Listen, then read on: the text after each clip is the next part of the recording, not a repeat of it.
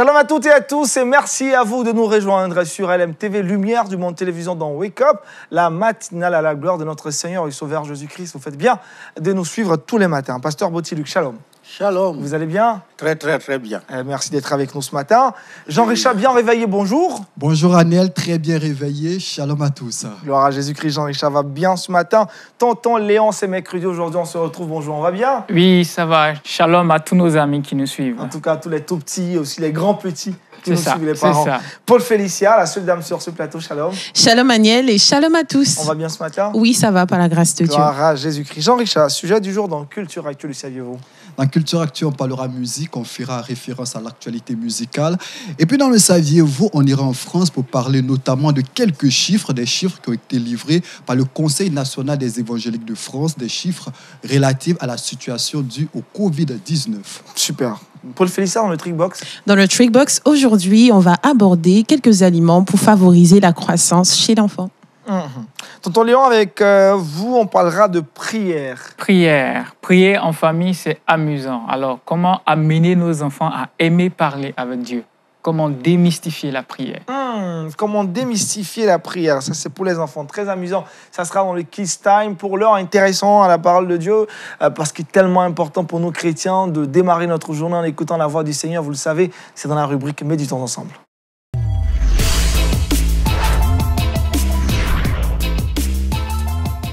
Ce matin, l'exhortation nous est apportée par le pasteur Botiluc. Le thème, ceux qui connaissent Dieu. Allez-y, pasteur. Merci, Aniel. Nous allons commencer par une brève lecture de la parole de Dieu dans le livre de Malachie 3, à partir du verset 13 à 18. « Vos paroles sont dures contre moi, dit l'Éternel. Et vous dites, qu'avons-nous dit contre toi? Vous avez dit, c'est en vain que l'on sert Dieu. Qu'avons-nous gagné à observer ses préceptes et à marcher avec tristesse à cause de l'Éternel des armées? » Verset 15. « Maintenant, nous estimons heureux les hautains. Oui, les méchants prospèrent. Oui, ils tentent Dieu et ils échappent. » Verset 16. Alors ceux qui craignent l'Éternel se parlaient l'un à l'autre. L'Éternel fut attentif et il écouta. Et un livre de souvenirs fut écrit devant lui pour ceux qui craignent l'Éternel et qui honorent son nom. Ils seront à moi, dit l'Éternel des armées. Ils m'appartiendront au jour que je prépare. J'aurai compassion d'eux, comme un homme a compassion de son fils qui le sert. Et vous verrez de nouveau la différence entre le juste et le méchant, entre celui qui sert Dieu et celui qui ne le sert pas. Que le Seigneur bénisse sa parole. Amen. Alors, il était bien pour nous aujourd'hui un peu d'aborder cette question importante, c'est-à-dire ceux qui connaissent Dieu. Ça veut dire, qu'est-ce qui les caractérise? Vous voyez, dans ce texte-là, il y a certains qui croient que servir Dieu est inutile, puisque même les méchants prospèrent. Même les rebelles aussi réussissent dans leur voie. C'est cela. Alors, tandis que ceux qui se privent de bien des choses par amour pour leur Seigneur, ceux-là même peuvent arriver à connaître des situations plus difficiles. Donc, ils sont parvenus à cette conclusion qu'il ne sert à rien de servir Dieu. Mais je voudrais vous dire que toute notre vie, nous sommes appelés à servir Dieu. À servir Dieu toute notre vie durant. Et si nous devons le servir, comme dans des émissions précédentes, je vous ai dit, la condition sine qua non, c'est de le connaître. Et vous voyez, lorsque quelqu'un connaît Dieu, vous allez le sentir dans son attitude, dans son regard, dans ses gestes, dans les actes qu'il pose. Vous le verrez. Et ce sera vraiment intéressant qu'ensemble, nous voyons quelques attitudes, quelques façons d'agir de ceux qui connaissent réellement Dieu. La première chose que nous pouvons découvrir, c'est que ceux qui servent Dieu, ils ont du zèle pour Dieu. Et parce qu'ils ont du zèle, ils sont fermes. Celui qui sert Dieu est toujours ferme. Il n'est pas instable. Il ne varie pas en fonction des circonstances. Mais il demeure stable. Et nous avons l'exemple de Daniel et de ses 3 amis à une époque où l'empire babylonien était envahi par l'idolâtrie. Donc, tout le monde devait adorer la statue de Nebuchadnezzar, cette statue géante. Mais ils se sont vus forcés de dire publiquement, je dis bien de dire publiquement, parce que c'est ce qui nous manque aujourd'hui. Dans notre foi, c'est ce qui manque aux leaders. Ils ont dit publiquement, Nebuchadnezzar, sache que nous n'allons pas adorer ta statue. Ça, c'est l'un des caractères de celui qui connaît Dieu. Parce qu'à cette époque, ils sont face à un empereur tout-puissant qui a le droit de vie et de mort sur ces sujets. Et malgré cela, ils lui tiennent un langage clair, limpide. Sache que, roi, nous n'adonnerons pas cette statue.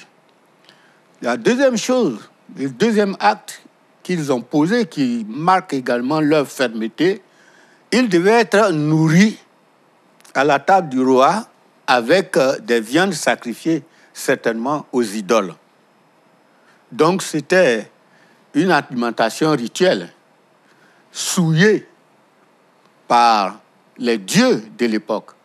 Là encore, ils préfèrent un régime végétarien que de manger de la bonne nourriture, de la viande et autres. On distingue là encore la fermeté de ces 3 amis. Et aujourd'hui, l'Église, les leaders ont besoin de cette qualité. Être ferme. Ne pas tergiverser. Quand ils voient blanc, qu'ils disent blanc. S'ils voient noir, qu'ils disent noir.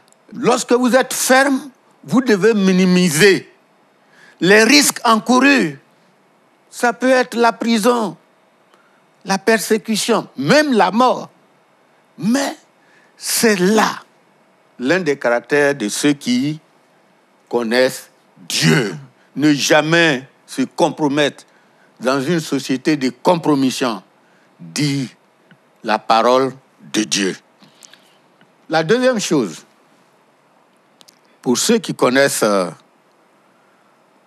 Dieu, la deuxième chose que nous voulons partager avec vous, ils ont de leur Dieu une haute opinion. Vous ne pouvez pas servir Dieu et puis placer Dieu au même titre que les faux dieux. Souvent, je dis aux gens, lorsque la parole de Dieu dit « l'Éternel a dit », l'Éternel dit. On n'a plus besoin de dire mon grand-père dit, ou bien telle autorité dit. Non. Dieu est l'autorité des autorités. Amen. Et quand Dieu dit, nous devons nous tenir à ce que Dieu dit. C'est important. Il faut reconnaître que le Dieu que nous adorons est souverain. Souverain veut dire qu'il n'est pas limité. Son pouvoir est étendu partout, dans les cieux, sur la terre et sous la terre. Il est le roi des rois. D'ailleurs, toute autorité subsiste par lui. Et toute chose subsiste par sa parole. Nous voyons par là sa puissance. Cette puissance, et si je voudrais parler en termes théologiques, je dirais qu'il n'y a de puissance qu'en Dieu. Il n'y a de puissance qu'en Dieu. Les autres choses, ce n'est pas de la puissance. Et vous voyez, lorsque Dieu fait gronder simplement le tonnerre, nous sommes tous convaincus que Dieu est Dieu. Ah, on est convaincu. La terre même peut trembler.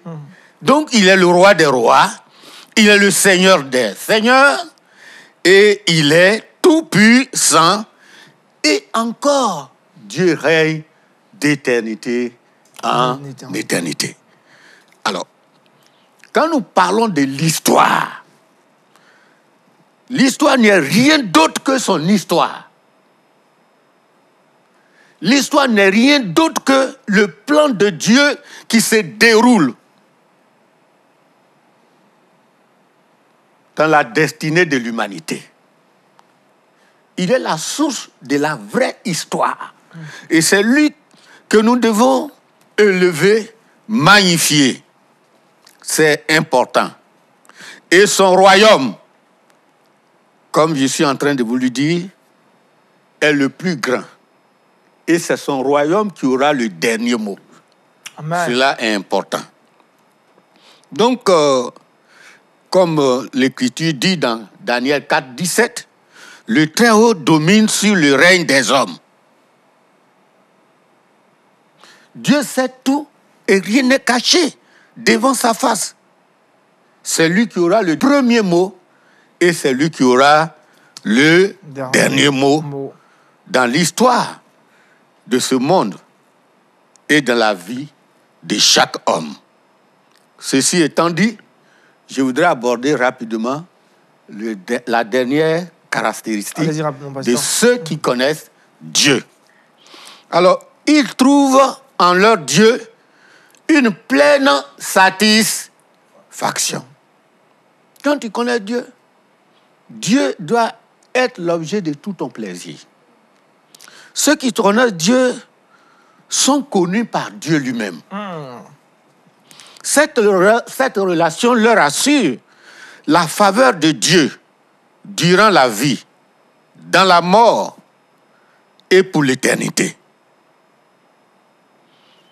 Étant donc, en tant qu'enfants de Dieu, justifiés par la foi, nous avons la paix avec Dieu par notre Seigneur Jésus-Christ. Alléluia. Amen. En outre, il est écrit, il n'y a donc maintenant aucune condamnation pour ceux qui sont en Jésus-Christ. Et l'Esprit lui-même rend témoignage à notre esprit que nous sommes aussi enfants de Dieu. Et si nous sommes enfants de Dieu, nous sommes aussi héritiers. Alléluia. Amen. Vous voyez que ce que je suis en train de dire, l'apôtre Paul l'a si bien compris qu'il a fini par déclarer, nous savons du reste que toute chose concourt au bien de ceux qui aiment Dieu et de ceux qui seront appelés selon son dessein. Alors, je voudrais encourager à tous ceux qui ont reçu Jésus-Christ et qui sont devenus un avec le Seigneur, à tous ceux qui se sont engagés à servir le Seigneur, à le faire en leur pleine conscience et âme, et à avoir une attitude responsable, à éviter les mélanges et à proclamer la vérité du Seigneur. Amen. Que le Seigneur vous bénisse. Amen. Merci énormément, pasteur, pour cette exhortation qui ravive davantage notre foi et nous replace au centre de notre relation avec le Seigneur. Jean-Richard, question pour le Félicien. Moi, j'aimerais, en tout cas, merci pasteur pour cette belle exhortation, mais j'aimerais savoir pourquoi est-ce qu'aujourd'hui, pour le chrétien, c'est tellement difficile et compliqué de faire confiance à ce Dieu-là et on est plongé dans les murmures. Oui, au fait, c'est difficile pour les chrétiens d'aujourd'hui, en tout cas, de remplir pleinement sa vie d'enfant de Dieu, comme je vous l'ai dit précédemment. C'est parce que les gens confondent vie chrétienne et éducation chrétienne.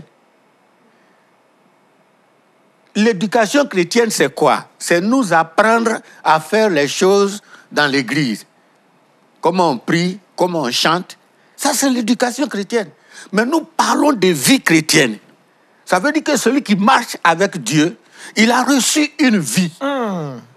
Dieu est en lui.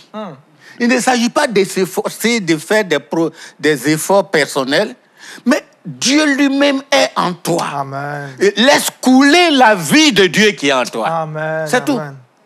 Il dit, ce n'est pas par ta force, ce n'est pas par ton intelligence, mais c'est par mon esprit.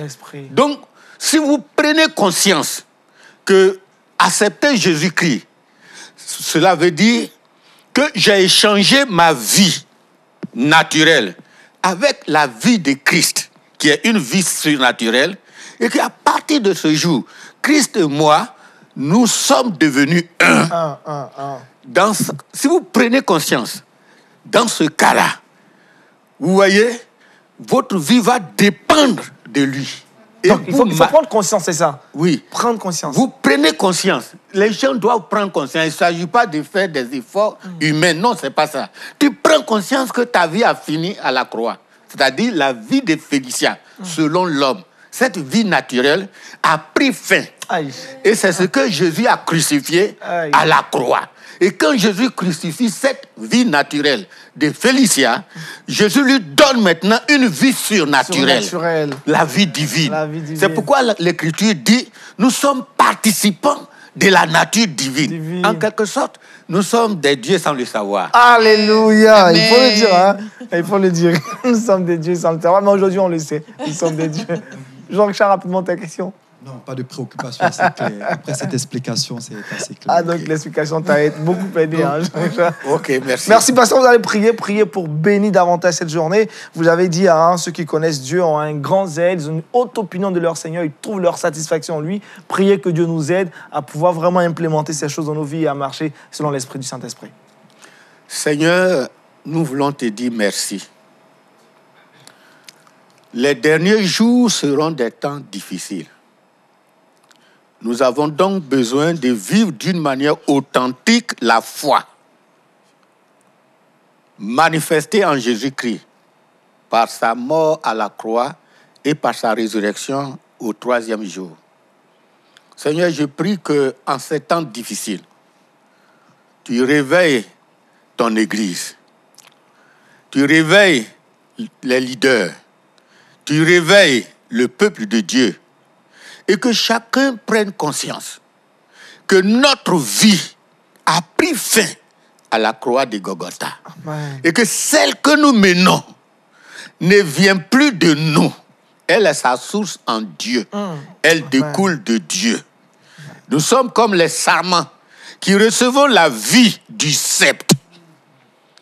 Ô Seigneur, ouvre les yeux, l'entendement spirituel de ton peuple à le savoir et à s'approprier cette vérité et à vivre d'une manière authentique la foi.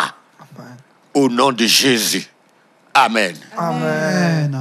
Amen. Merci énormément, pasteur Bottiluc. Je précise aussi, président de l'Alliance des Églises évangéliques charismatiques de Côte d'Ivoire. ici, nous progressons dans cette émission, cette fois-ci avec Jean-Richard dans Culture Actu.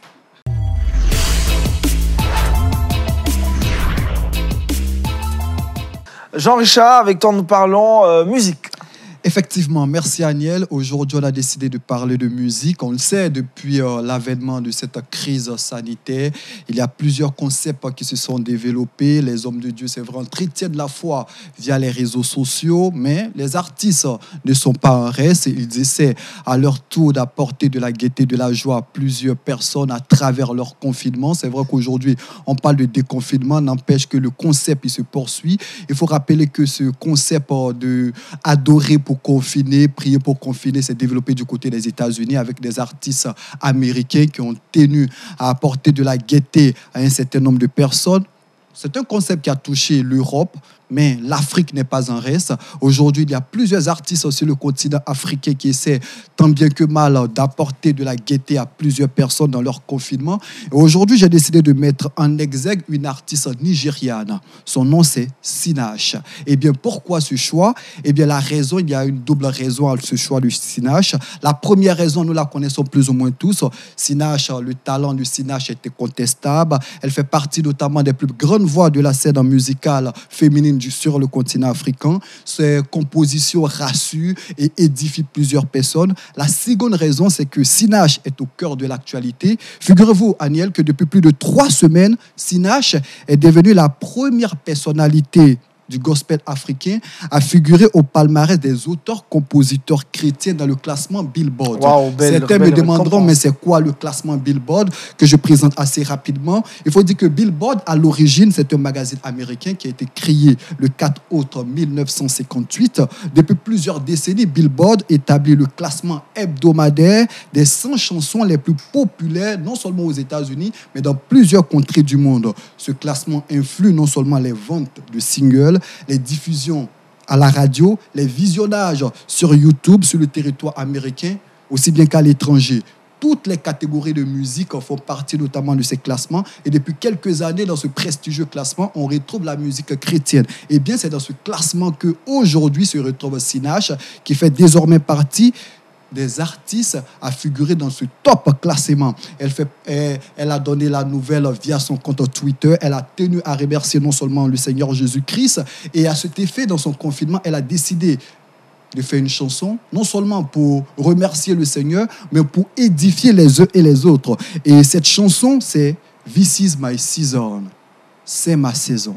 Parce que dans cette période de doute, de peur, de crise, eh bien, on a beaucoup d'interrogations, on a par moments peur. Est-ce que véritablement cette saison est notre saison? Eh bien, Sinach, s'appuyant sur le Seigneur Jésus-Christ, nous atteste que eh bien, cette saison est notre saison. Dans cette période du Covid-19, le Seigneur a tenu à l'élever et elle tient à dire aux fils et aux filles de Dieu que le Seigneur élève même dans les moments de crise. Eh bien, cette chanson qu'elle a réalisée dans son confinement, je tenais à le présenter, pourquoi pas toutes ces personnes qui le regardent. Mais juste avant de vous livrer cette chanson, il faut rappeler assez rapidement que Sinach est d'origine nigériane. Elle est née le 30 mars 1973. Âgée aujourd'hui de 47 ans, elle est diplômée de l'université de Port Harcourt. Elle a fait des études de physique et après, elle a eu un bachelor en arts. C'est une tête assez pleine, mais qui a décidé de dévouer son talent au Seigneur Jésus-Christ. Et bien, dans cette grisaille, dans ces moments de difficulté, de doute, Sinach nous rappelle que cette saison est certainement notre saison. On regarde ensemble ce beau clip vidéo. Regardons.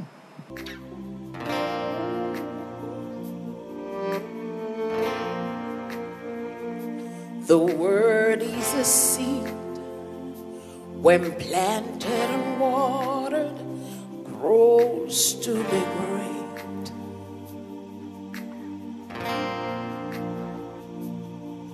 You can be anything you want.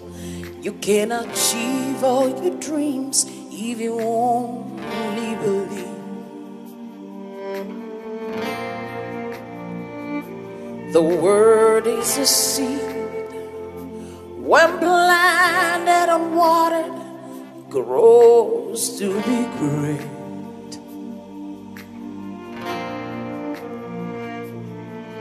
You can be anything you want. You can achieve all your dreams if you only believe.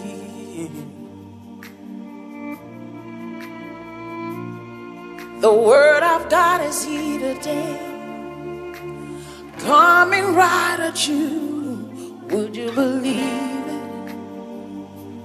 Dare to receive.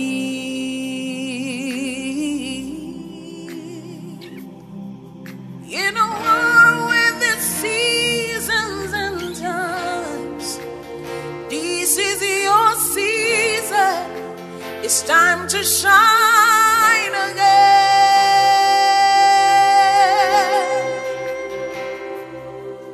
In a world with its seasons and times, this is your season. It's time to shine again.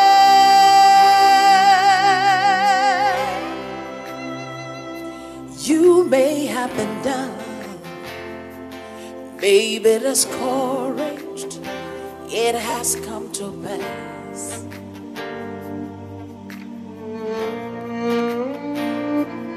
Be strong, be encouraged. It's only for a while, while.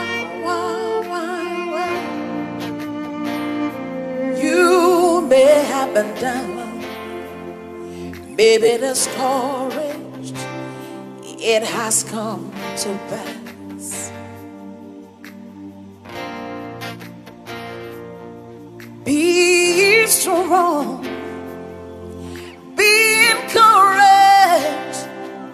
It's only for a while, Hey. The word of God is here today, and it's coming right at you. Would you believe it? Dare to receive.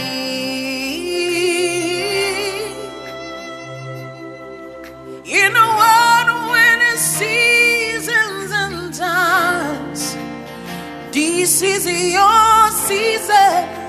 It's time to shine again.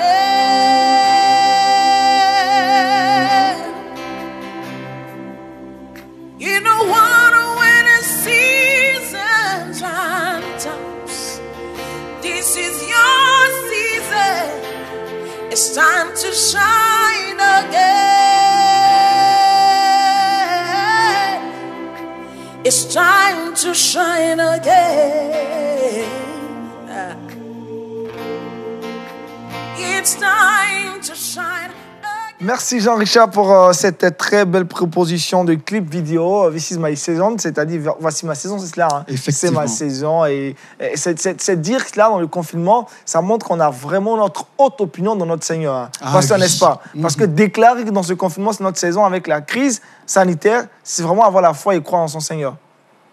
Oui, je crois. J'ai déjà donné mon avis. Je ne reviens plus dessus. Effectivement, le confinement peut être une belle occasion de nous recueillir devant Dieu. Mais je vous ai dit ne pas oublier aussi, c'est une très belle occasion de voir tous nos films et de pouvoir voir toutes nos novelas. Justement, j'ai déjà donné mon avis. Si, mais nous, voilà. On espère bien que ça a été une occasion pour beaucoup de chrétiens de se rapprocher davantage du Seigneur. Et comme Sinach le disait dans cette chanson, c'est de dire, malgré les difficultés, nous croyons que Dieu est fidèle et il va tirer gloire certainement de cela. Vous l'avez dit dans votre prédication dans Romains 8, l'apôtre Paul l'a dit, toutes choses concourent au bien de ceux qui aiment Dieu. Voilà. Et même le Covid concourt au bien de ceux qui aiment Dieu. Exactement. Là, c'est juste. Jean, j'ai autre chose à savoir. On va juste rappeler que depuis quelques semaines, Sinach s'est positionné dans le classement des meilleurs artistes, non seulement du côté des États-Unis, à travers le monde. C'est la première artiste sur le continent africain à réaliser cette belle performance. Et elle a réalisé une chanson pour montrer que dans cette période assez difficile, ça peut être notre saison. Alléluia. Merci Jean-Richard. C'est mercredi aujourd'hui, vous le savez, notre programme est consacré habituellement aux enfants, ne dérogera pas à notre règle. On parlera aujourd'hui encore d'éducation avec Tonton Léon, c'est dans le Kids Time. N'allez pas loin, c'est maintenant.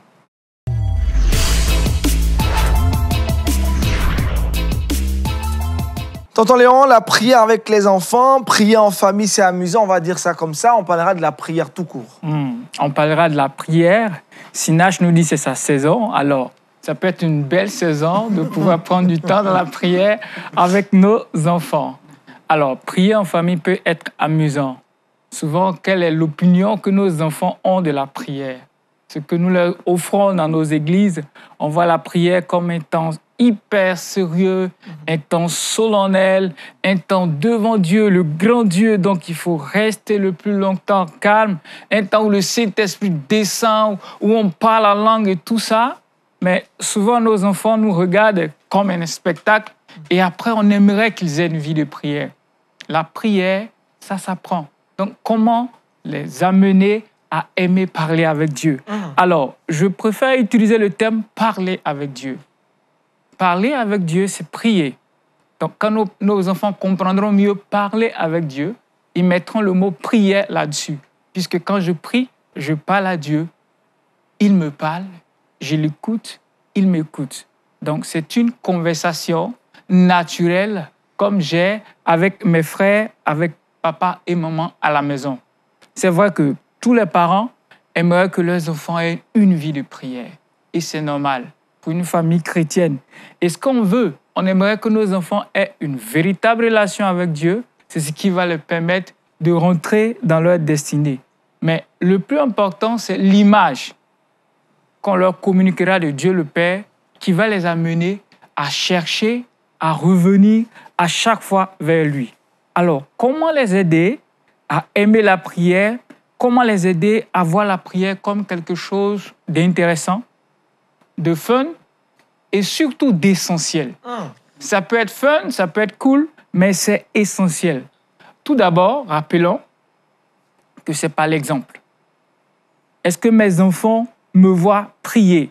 Que nos enfants sachent que nous aussi, on prend du temps dans la prière, qu'on aime prier et que prier, c'est d'abord naturel, c'est quotidien et c'est dans notre vie de tous les jours. Ce n'est pas un temps mis forcément à part. Oui, il y a des temps où c'est mis à part. Mais les enfants apprennent quand c'est dans notre quotidien, quand c'est tous les jours. Ce n'est pas quand ils nous attendent prier dans la chambre à haute voix. Ce n'est pas ça la prière pour eux. Ah, papa est en train de prier, oui. Et moi, est-ce que je prie? Alors, comment je peux aider mes enfants à pouvoir aimer la prière? Par exemple, dans un truc assez simple, j'ai envie de parler à Dieu. Dis à mon enfant que j'ai envie de parler avec Dieu. Quand tu iras faire la sieste, je vais prendre du temps avec Dieu. Ah, j'ai des défis dans telle situation, je vais l'expliquer à Dieu. Donc, Dieu devient permanent. Dieu devient présent dans tout ce qu'ils sont en train de vivre. Et dans la Bible, dans Psaume 78, le verset 4, il nous dit « Nous ne les cacherons pas à nos enfants. Nous raconterons ce que Dieu fait dans notre vie. » Au verset 7, on comprend mieux parce que nos enfants doivent parler à leurs enfants de l'exploit que Dieu accomplit dans nos vies. Si nous, parents, nous ne racontons pas les exploits que Dieu fait dans notre vie, il serait difficile pour eux de pouvoir réaliser l'exploit que Dieu fait dans leur vie. Alors, concrètement, comment prier avec nos enfants? Cela me rappelle la question des disciples qui sont venus vers Jésus. « Seigneur, comment est-ce que nous devons prier ?» Ou « Seigneur, apprends-nous à prier. » Et nous connaissons bien le Notre Père. Notre Père. Oui, nous pouvons nous baser sur ce principe-là et montrer aux enfants de façon pratique et avec des mots assez pratiques que la prière est à la fois intéressante et à la fois importante. Alors, voici quelques astuces qui pourraient aider nos enfants à aimer parler avec Dieu. Dans la prière, il y a la reconnaissance, la demande, le pardon, l'écoute de la voix de Dieu, la repentance, l'intercession. Donc, on peut se baser sur ces différents éléments pour enseigner nos enfants à prier. Donc, dans cette première partie, nous allons voir quelques éléments, quelques astuces. Et puis, dans la prochaine émission, on pourra conclure. Super. Alors, la reconnaissance. Puisqu'ils sont tout petits, nous pouvons aborder par des questionnaires pour la mener à comprendre. Pour la reconnaissance, on pourrait quand même lui dire « Qu'est-ce que tu as aimé dans ta journée ?» Sinon, est-ce que tu peux nommer, tu peux citer 3 choses que tu as aimé dans ta journée? C'est aisé pour les enfants de dire « Oui, j'ai aimé ceci, j'ai aimé cela. » Alors, quand ils les listent, tu dis « Waouh, super !» Es-tu d'accord pour qu'on puisse remercier Dieu pour cela? Parce que toutes ces bonnes choses nous viennent de qui? De Dieu. Et on prie avec lui. Donc, par ces deux questions, on l'aide à d'abord ressortir les bienfaits de Dieu et à prendre du temps dans la prière. On lui enseigne ainsi la reconnaissance, la demande. Est-ce que tu as besoin de l'aide de Dieu pour quelque chose? Qu'aimerais-tu demander aujourd'hui? Nos enfants, tu leur dis ça, Jean-Charles est là, il y a toute une liste qu'ils vont te donner. Je veux ceci, je veux cela, des choses souvent incroyables. Mais ils demandent. Le plus important, ce n'est pas la liste qu'ils vont donner. C'est de savoir qu'on a un bon Père, Dieu, qui prend soin, qui pourvoit à tous nos besoins. Quand il finit sa liste, génial. Tu sais qu'on a un Dieu tout-puissant qui est capable de nous donner tout ce dont nous avons besoin? Oui. Alors, même moi, papa, même moi, maman, pour mes besoins, je demande à Dieu. Et pour répondre à vos propres besoins, je vais demander à Dieu. Es-tu d'accord qu'on prenne du temps pour demander à Dieu ceci, cela? Oui. Et on prend ce temps encore avec lui. C'est tout un exercice. La repentance.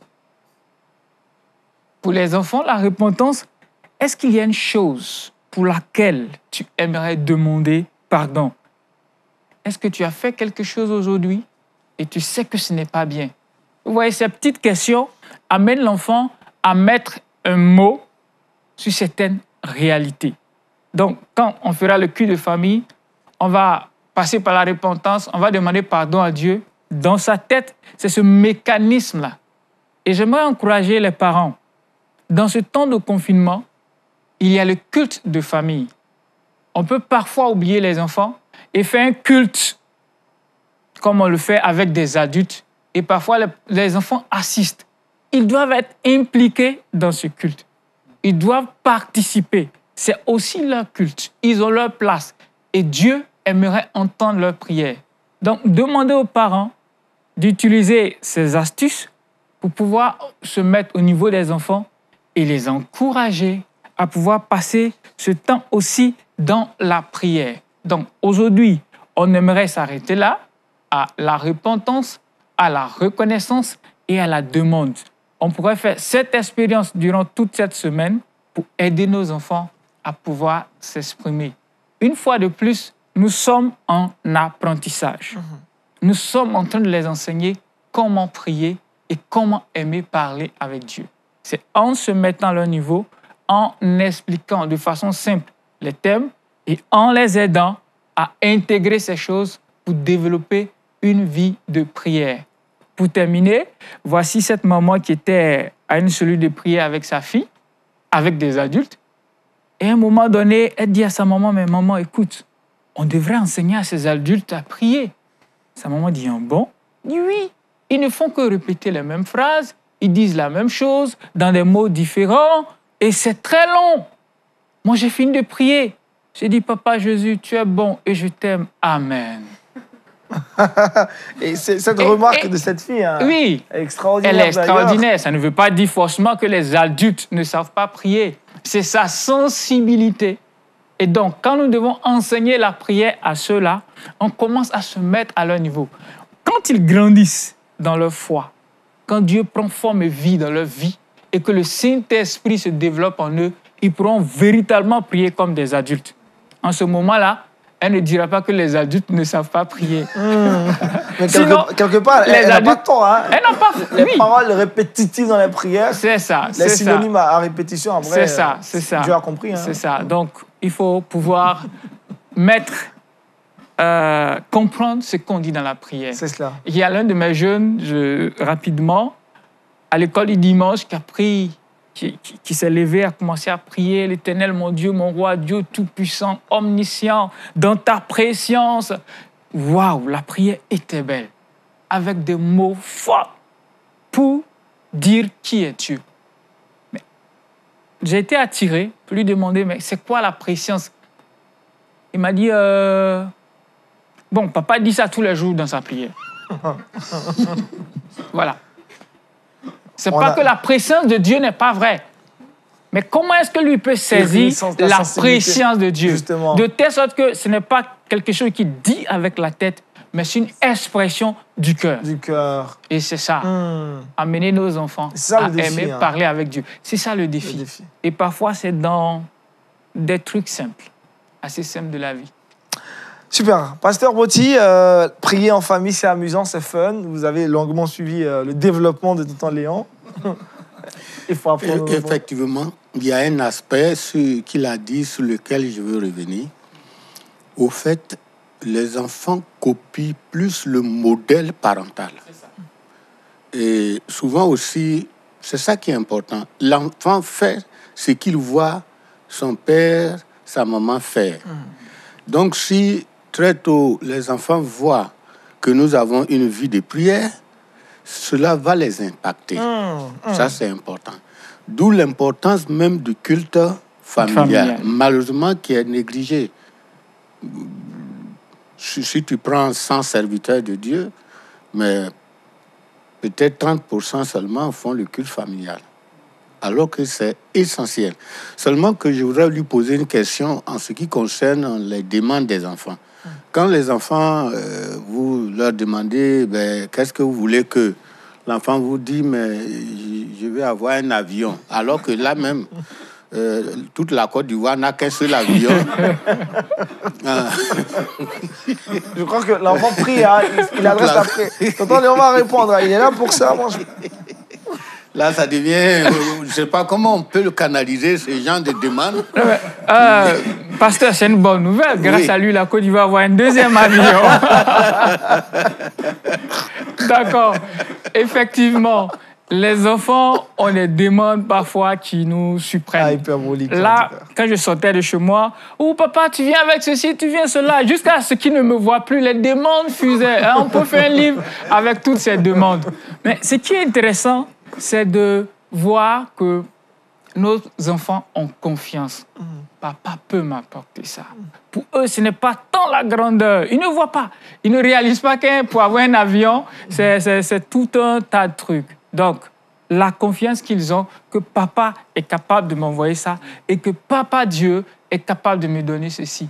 Mais quand ils formulent la demande, c'est de la mener à comprendre qu'on a un Dieu qui donne, qui est pouvoir, qui est bon et qui est généreux. Ça, c'est d'abord le message. Maintenant, la nature de ce qu'il demande, on peut lui faire comprendre, OK, c'est super. Est-ce que tu veux un avion réel ou bien un avion en jouet? Si c'est un avion en jouet, on peut t'en trouver. Mais un avion réel, à ton âge, ce n'est pas bon pour toi. Et papa Jésus t'aime tant, il ne veut pas te mettre en danger. Le moment viendra. Quand il estimera que tu as besoin d'un avion, qui sait? Peut-être que tu es fait pour être un pilote. Tu ne veux pas qu'on demande cela à Jésus. Il faut beaucoup de sagesse avec les enfants. Voilà. Si on reste avec tonton Léon, on ne va pas s'en sortir. Donc, pasteur, voilà comment... psychologie des enfants. En fait, avec les enfants, il y a des clés. Il faut demander la sagesse de Dieu pour que dans ces nœuds, ces grosses questions, ce soit une clé pour lui apprendre quelque chose. Ce sont des questions qui peuvent aussi perturber les parents et les mettre en colère parce qu'ils ne peuvent pas, ils vont paniquer, c'est trop compliqué. Et là, quand c'est compliqué, ce que moi je conseille aux parents, c'est de dire, oui, mais tu poses une très belle question, mais tu sais que papa n'a pas la réponse. Donne-moi quelques jours, je réfléchis. Ou bien on va aller voir tel tonton, OK? Va chercher la réponse, je vais chercher la réponse. On se voit dans 2 jours et puis on trouve la réponse. C'est bien les défis comme ça. L'enfant sait que papa, c'est pas tout, mais papa va me trouver la réponse. Et on va chercher la réponse. Ça. Super beau. Voilà. Merci encore, tonton Léon. Jean-Richard et Félix, ils n'ont pas de questions. Même si vous avez gardé les questions pour plus tard, on va progresser dans cette émission et retrouver justement Paul Félicia dans le Trickbox.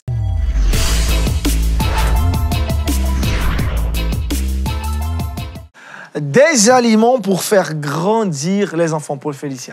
Tu l'as dit, j'aimerais parler d'alimentation aujourd'hui. On sait que toutes les mamans souhaitent le meilleur, donner le meilleur à leur enfant. Je pense que les papas aussi. Mais avec une bonne alimentation, grâce à une bonne alimentation, je vais y arriver finalement, grâce à une bonne alimentation, les enfants peuvent grandir. Donc, je suis venue vous proposer 4 aliments qui sont indispensables à la croissance de l'enfant. Le premier aliment, c'est le poulet. Voilà, donc lorsqu'on enlève la peau sur le poulet, on obtient un aliment qui est assez goûteux et qui est facile pour pouvoir bien nourrir l'enfant. Et tous les enfants aiment le poulet et c'est riche en protéines qui va permettre la croissance de l'enfant. La deuxième chose, ce sont les pâtes. Les pâtes sont riches en vitamines, en fibres aussi. Donc lorsqu'on prépare les pâtes, ça va favoriser la croissance des enfants. Vous pouvez utiliser une astuce en mettant des légumes légumes à l'intérieur. Parce que les légumes, on sait très bien que les enfants n'aiment pas trop les légumes. Mais lorsqu'on les cuisine avec les pâtes, avec de la viande hachée ou bien certains autres aliments, c'est plus facile pour eux de pouvoir les consommer. Excuse, les pâtes, tu veux parler du spaghetti, c'est ça? Oui, les Ok, pâtes alimentaires. d'accord. Parce que Pas les pâtes de poulet. dans d'autres cultures, pâtes, c'est C'est autre chose, d'autres hein. aliments. Donc, C'est d'autres c'est aliments. mieux de préciser. Ah bon? Oui. Parce qu'au ok. Togo, au Bénin, je crois que C'est c'est ça, d'autres c'est ça. nourritures. C'est ça Ah avec de la d'accord, farine. ok. c'est ça. Merci pour cette précision, je ne savais pas. Donc, il s'agit des pâtes alimentaires, les spaghettis, etc. Troisième aliment qu'on peut proposer aux enfants, c'est le yaourt ou tout ce qui est produit naturel. Le yaourt, que ce soit aux fruits, que ce soit à la vanille, c'est très bien pour la croissance de l'enfant parce que c'est riche en calcium. Donc, ça va fortifier le squelette de l'enfant et ça va lui permettre de mieux grandir. Et enfin, le quatrième aliment que je vous propose, c'est de l'eau. L'eau est source de vie. C'est une des boissons on n'insistera jamais assez. C'est vraiment très essentiel pour la croissance de l'enfant. C'est plus riche que tout ce qu'on a l'habitude de proposer parce que c'est rempli de sucre et ces autres boissons-là ne sont pas nécessaires à la croissance de l'enfant, mais l'eau est quand même un outil essentiel pour sa croissance. Donc, voici les 4 éléments, sinon les 4 aliments que je voudrais proposer aujourd'hui. C'est basique, hein, on prend en grandir. Voilà. C'est que pour les enfants. Hein. Ah ben, Est-ce qu'à les mon âge, adultes je peux aussi. consommer ça pour grandir? Non, je pense pas que tu vas grandir D'accord. encore. Ta croissance est déjà faite. Super, c'est une très bonne nouvelle pour moi, là, parce que j'ai plus envie de grandir. T'entends, Léon, d'autres choses encore? Oui, Je crois qu'il y a d'autres aliments. Et oui, c'est super. J'espère que les enfants ne vont pas suivre cette émission, sinon ils vont nous rappeler, papa, j'ai besoin de yaourt pour mon squelette. Donc, on aura à prendre des cargaisons de Mais il yaourt faut à la le faire, maison c'est tout le nécessaire, temps. ils ont besoin de Non, ça pour on le le goûter fera. et autres. C'est juste pour rire un peu. Non, c'est super, c'est différents exemples. Nos enfants ont besoin de grandir. Dernier Et aliment, 5e aliment, la prière, pasteur, peut-être. Oui. Bon, ça c'est...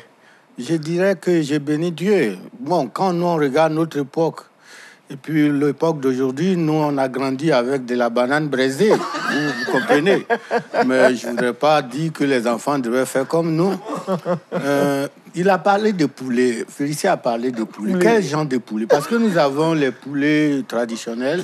Et puis on a les nouveaux poulets qui grandissent en deux Ah, mois. mais ils mangent des aliments aussi Qui pour sont grandir. Hein. remplis de Non, formol mais et autres là. C'est lequel exactement. qui est riche là.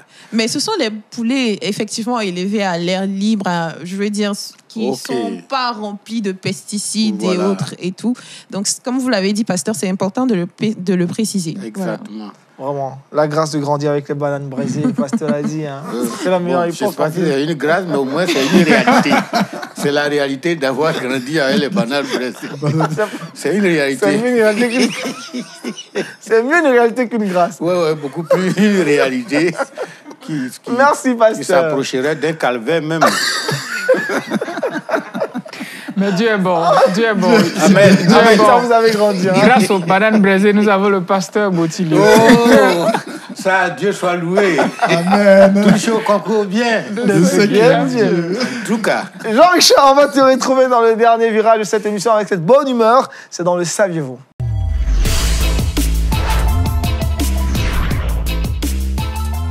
Jean-Richard, on parle de bilan déjà en France. Effectivement, merci Aniel. On part en France. On sait plus ou moins tous aujourd'hui que l'actualité mondiale est cristallisée par le Covid-19. Aucun pays au monde n'y échappe. La France, fort malheureusement, a été touchée par le Covid-19. Et le Conseil national des évangéliques de France, qui est une fêtière qui représente plus de 70% des pratiquants évangéliques du côté de la France, qui rassemble également plus de 160 associations, et bien cette fêtière a dressé le bilan de la crise du Covid-19 sur les églises et les œuvres protestantes évangéliques. Figurez-vous qu'Aniel, selon les chiffres qui ont été livrés par le Conseil national des évangéliques de France, près de 30% des églises ont été touchées par le Covid-19. Ce sont plus de 72 décès qui sont à déplorer au sein des différentes communautés religieuses du côté de la France. Et l'église qui a été la plus touchée, selon le Conseil national des évangéliques de France, est l'église de Porte Ouverte de Mulhouse avec le pasteur Samuel Peter Schmitt. Et selon toujours les chiffres livrés par le Conseil national des évangéliques de France, une église sur 3 a mené de nouvelles actions ce sont les entretiens d'aide par téléphone, ce sont les activités notamment pour les enfants.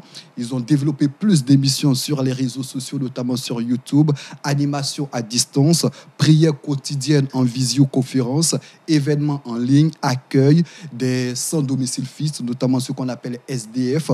L'Église a contribué également à la distribution de dons alimentaires, de cantines populaires. Ce sont plusieurs activités que les églises évangéliques ont développées, notamment du côté de la France. C'est qu'il faut noter également, 70% des églises évangéliques de la France ont vu la baisse de leurs revenus au cours de ces dernières semaines.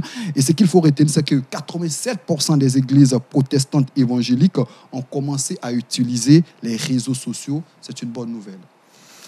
Merci Jean-Richard pour ces stats. Ce bilan, pasteur, rapidement, un mot sur ce bilan. Ça, c'est la réalité des églises en France.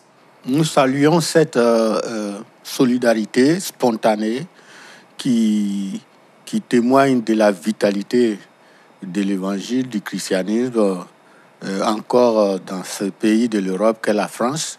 Et puis, nous voulons nous joindre à eux dans nos prières pour vraiment les soutenir dans nos prières, à traverser cette crise, cette épreuve, et que leur foi en sorte grandir.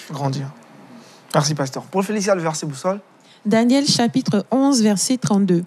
Il séduira par des flatteries les traites de l'alliance, mais ceux du peuple qui connaîtront leur Dieu agiront avec fermeté.